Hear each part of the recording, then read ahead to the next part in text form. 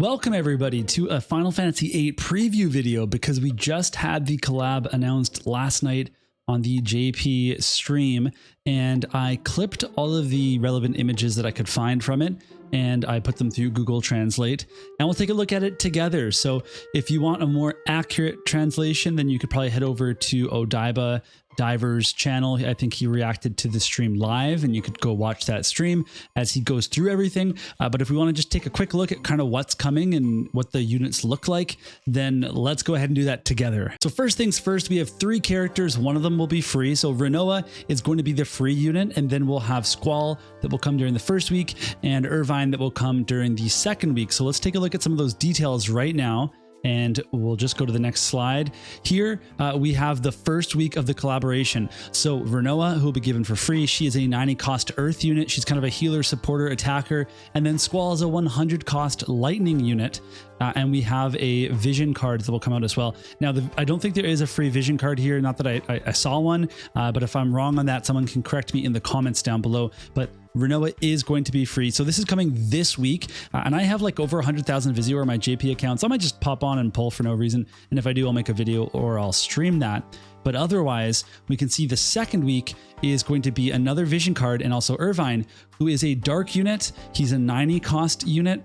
And then the week after this one, they'll have their Trial of Reckoning where you fight Cypher, and we'll take a look at that as well. So lots of stuff coming out during this period. Really, really exciting to see. However, how it gets implemented in global is going to be quite interesting, if it's going to be part of the crunch or not.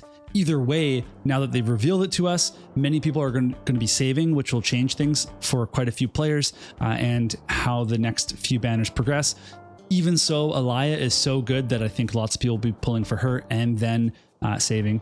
But keep in mind, tons of vision cards coming out. Many of them are fist vision cards, which she can utilize, and it's going to be tough not to pull for a lot of stuff that's coming up right now. So let's go ahead and continue on here with Rinoa. So she's the free unit. Like I said, 90 cost Earth. She's going to be the Grimoire Master and Red Mage sub-jobs. Hopefully that's a big jamming thrust that she has, maybe resistance break for PvE. But here's her limit burst, which is an attack.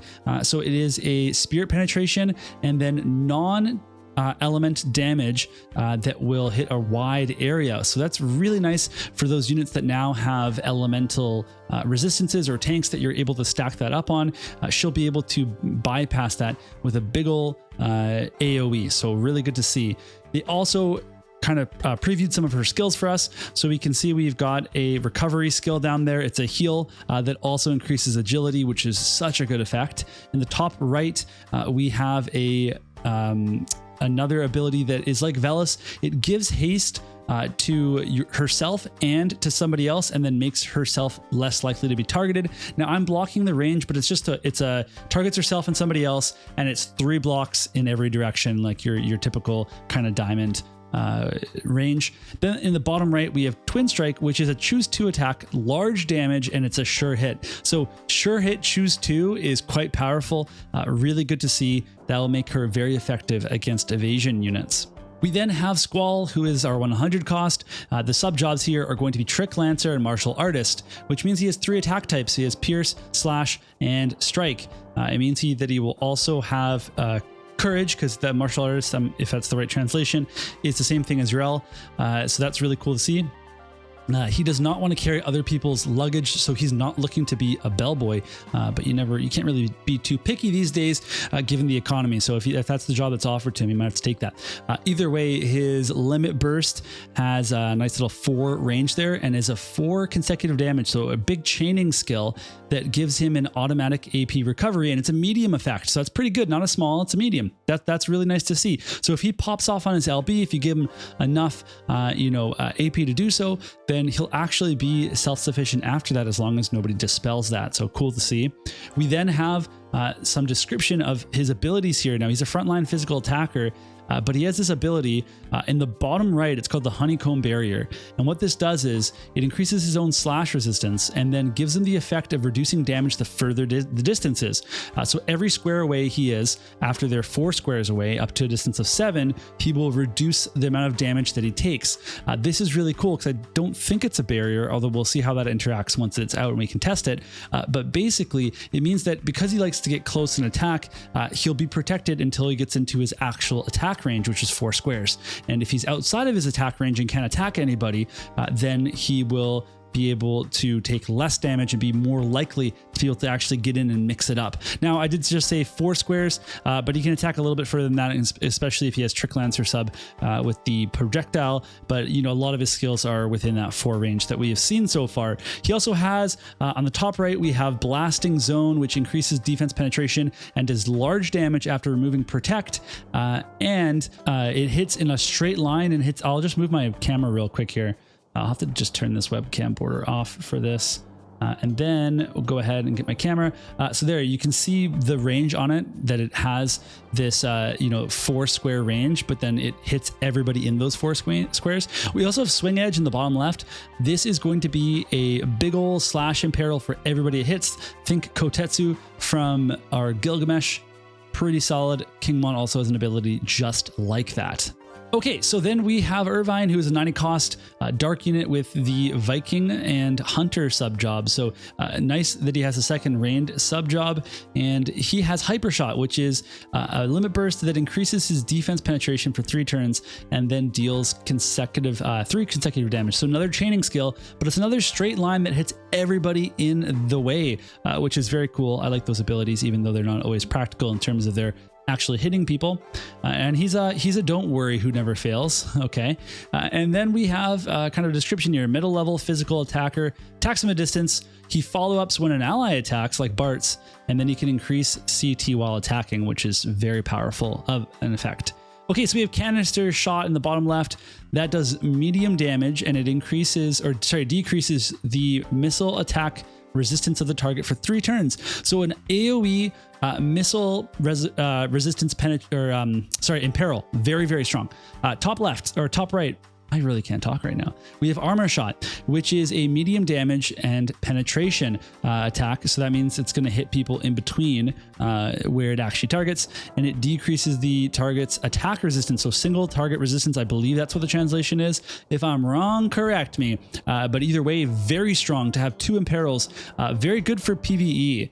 And then the bottom ability there, the follow-up standby, increases attack and speed of allies in range, and a little cross AoE there. That's good to see.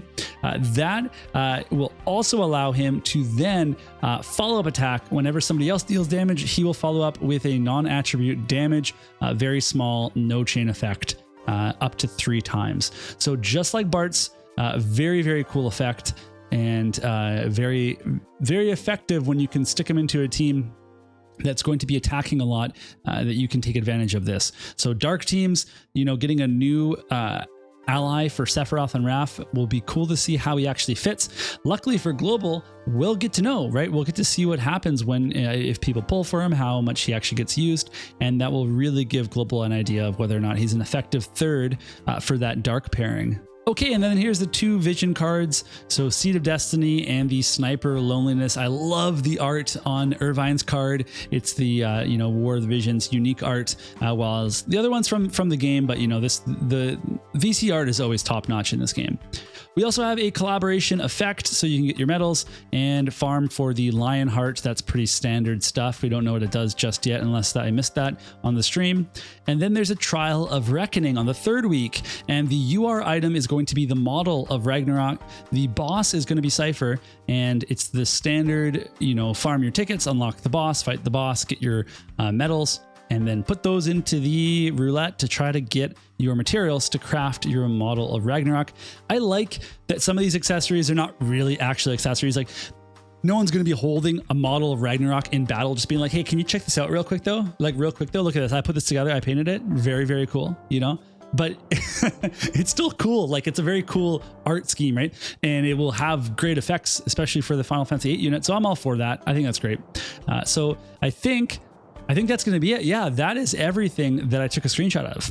Okay, that's going to be it from me. Hopefully you enjoyed the preview, and let me know what you think about all the characters. Who is the one that you are saving for? And maybe you're not an FF8 fan and this doesn't affect your plans too much, but I personally love FF8. One of the best things about it is the music. I think it has one of the best soundtracks of any Final Fantasy ever. Come at me. So I'm pretty excited to have that kind of music into the game. Like oh my God, the battle theme. The battle theme is so good, boys. It's so good. So I'm very pumped for this collab personally, but let me know what you think. And otherwise, I'll get to chatting with you all in the comments, and I'll see you all soon enough in another video.